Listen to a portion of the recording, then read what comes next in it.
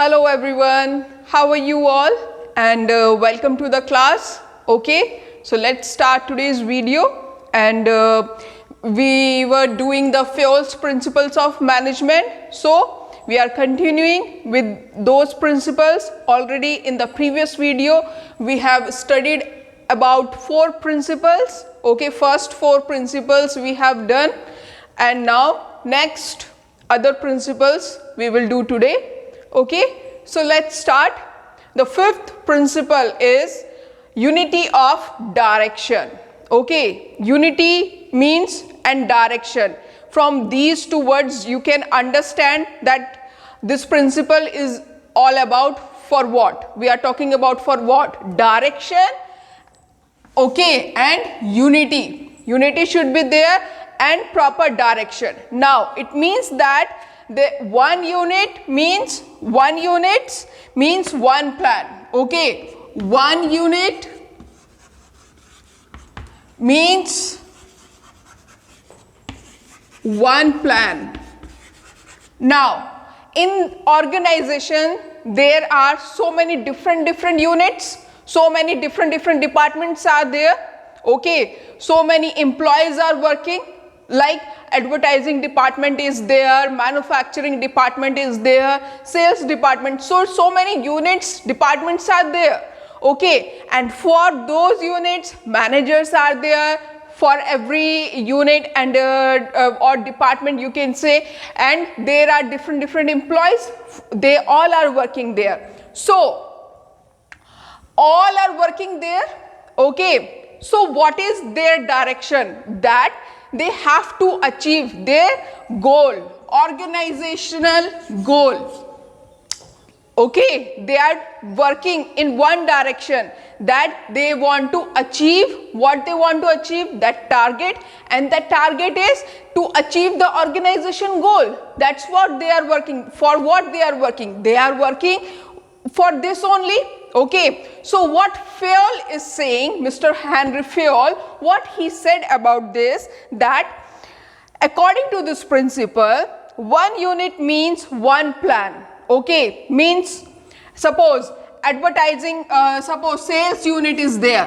So sales unit should have their plan. Okay, advertising is there, so they should have their plan. Okay, so there are different units, so everybody should have their own plans. That is the effort of all the members and employees of organization. Okay, must be directed towards one direction, that is the achievement of organization goal. Means all are working, all the members of the organizations, all the employees of the organizations, they all are working towards the organization goal. Now, and with this principle, right, with this principle, if this principle is applied, if they follow this principle, then they will lead to the coordination. Why we are talking about coordination here? Because if all the peoples, they will work together in coordination, what we have discussed, that coordination means to work together. Everybody, every department should work together. That is called coordination. Okay, so if all the units, the employees, if they work together, then this principle will lead to that coordination. Okay, now each department and a group having common objective must have 1 head and 1 plan only. Every unit should have 1 head. Okay, sales department, so 1 manager, advertising department 1 manager, purchase department 1 manager. It is not like that only the this advertising department manager is seeing all the departments. No, that is wrong. That we cannot consider unity of direction. Then the organization will collapse. Nobody can work there, right? So there should be 1 unit means 1 plan, right? And so many examples are there. Suppose the organization is there, they are producing cosmetics, medicines, and so many different items they are producing. So for different items they have different businesses are there. Suppose cosmetics, we talk about cosmetic business is different, and for that cosmetic business the business environment is different. Okay, so each division is having the employees, so they should work together, right? And each division is having their own head and the employees, so they should work together in one direction, and the direction is to achieve the goal. If they will not work in the one direction, then the result will be different. Okay, yes, right? So they will not, they cannot achieve that target if they will not follow that direction. They will not follow this principle. Okay, to achieve the target, right? To achieve the goal of the organization, they should work with unity of direction. Okay. Now, let's move to the sixth principle, that is subordination of individual interest to general interest. Subordination of individual interest to general interest. Now, what is this subordination of individual interest to general interest? Now, in an organization is there, so they have their own interest in something, and that is to achieve the goal, to achieve the target. And similarly, side by side, the employees are there and they are having their own interest.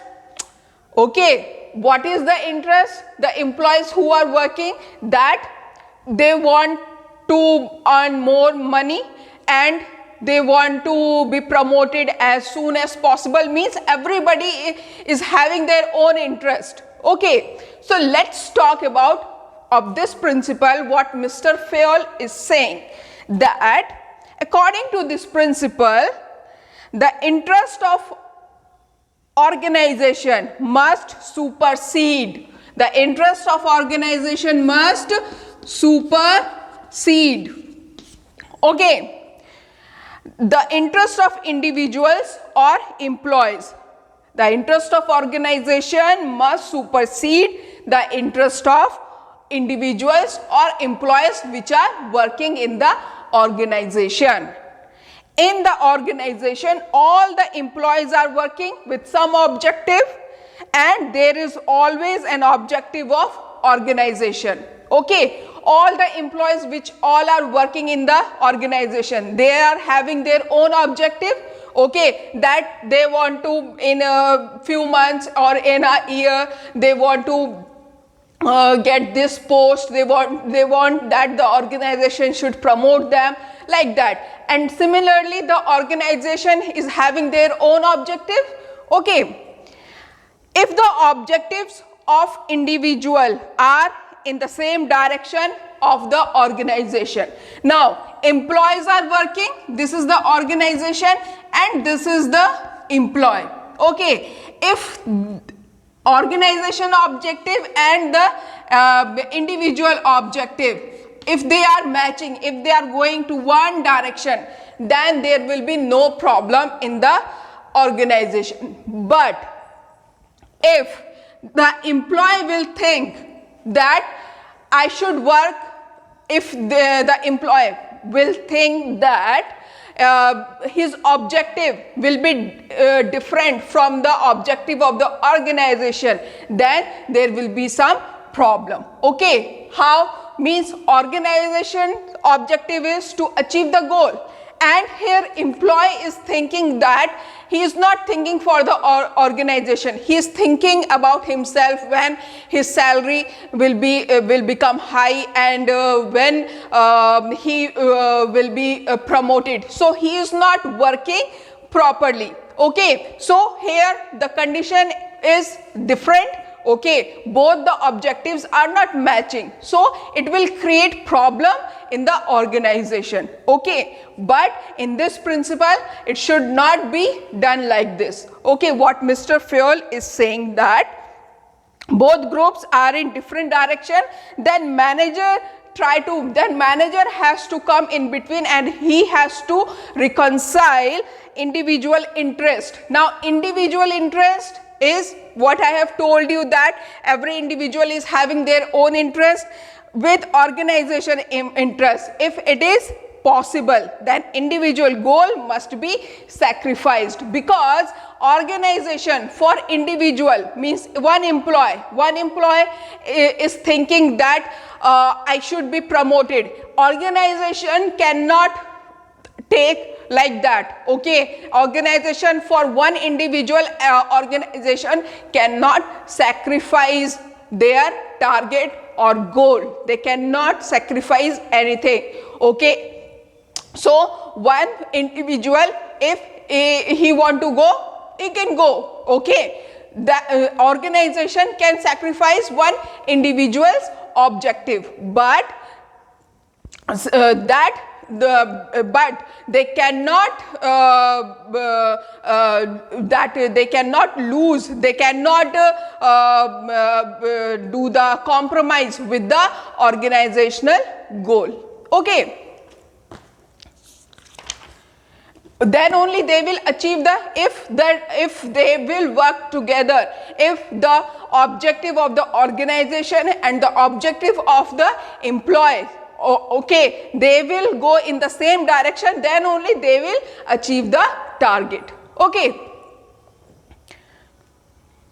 Now the seventh principle is remuneration of persons, okay? Remuneration is related to salaries and all, okay? So in this principle, what Mr. Fayol is saying, that remuneration means if company is getting extra profit, then the organization should think about the employees, okay, about their salaries and wages and bonus, okay, give them extra some financial help. So the organization should look after to this, okay? According to this principle, employees in the organizations must be paid fairly or adequate to give them maximum satisfaction. If the organization will pay good salary, okay, they will give them wages and bonus, then it will be good for the organization. Because of this, they can satisfy the employee. Like this only the organization can satisfy the employee. The employee should be paid fair wages and salaries, which would give at least a reasonable standard of living, okay? By giving them good salary, good wages, okay? So the employees who are struggling, they can live a proper life, okay? It cannot be difficult for him, right? By giving them proper salary or wages. At the same time, it should be within the paying capacity of the company. If the organization, it depends on the organization earning. If the organization is earning in crores, okay, crores, they are getting a good profit, so they can give the bonus, they can give wages, they can increase the salary, they can give increments to the employees, okay? It depends on the capacity of the organization. And whereas if the company is small and it is not earning that much, so they are not able to give that kind of bonus or wages or incentives to the employees. So it depends upon the capacity of the company, okay? Yes. So every more the organization will earn, so they can give all these benefits to their employees, right? So this is the remuneration of persons. Now come to centralization and decentralization. This is the 8th principle of management. Now, centralization and decentralization. What is centralization? Centralization is for, let me erase this. Centralization is for small organizations. Okay. And decentralization is for large organizations. Okay. Small organization and large organization. Now, what is this? First, we should know the meaning of centralization and decentralization. Centralizations refers to concentration of authority or power in few hands at the top level. Now, concentration means in this, not concentration, in this centralization, the power, okay, the power should be in few hands at the top level. Top level of management is there, okay, top level, we talk about top level, and there are few people only are there, CEO and some other peoples are there, okay. So we are talking about centralization. In centralization they are saying the power, okay, the power should be in the few hands, okay, few hands, right, few hands, कुछ ही लोगों के हाथ में वो power होनी चाहिए. The power should be in few hands at the top level, okay. And when we talk about decentralization, right, let me take the chalk. Yes, when we talk about decentralization, it means here it will become opposite. Here they are saying that the power should be distributed, okay, at every level of management. Now, in management there are different levels, top level management, lower level, and middle level and lower level.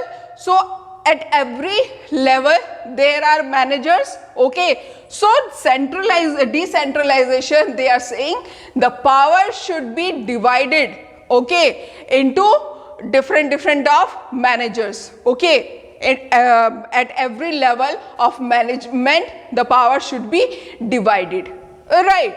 Yes. Why? According to Fayol, what they are saying, a company must not be completely centralized or completely decentralized, but there must be a combination of both depending upon the nature and size of the organization. So Mr. Fayol is saying that it is not like that in the organization only centralization will be there or decentralization will be there. No, there should be a combination of both centralization and decentralization, okay. If both, and why they are saying, because it depends on the size and the nature of the organization.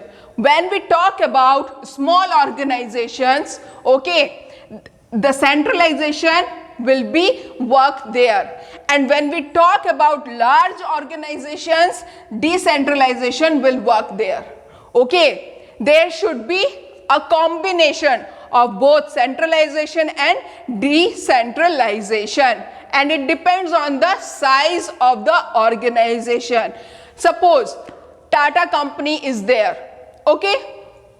Tata company, it is a big company, so which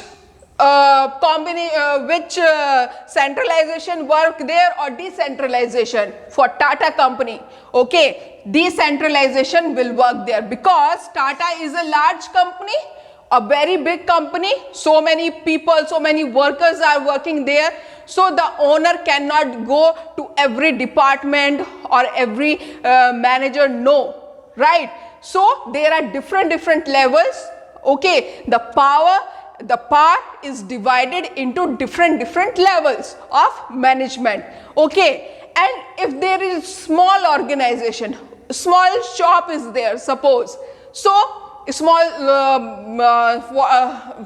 a small bakery is there, okay, and there is a manager, right? So it is a small organization, not too much big, right?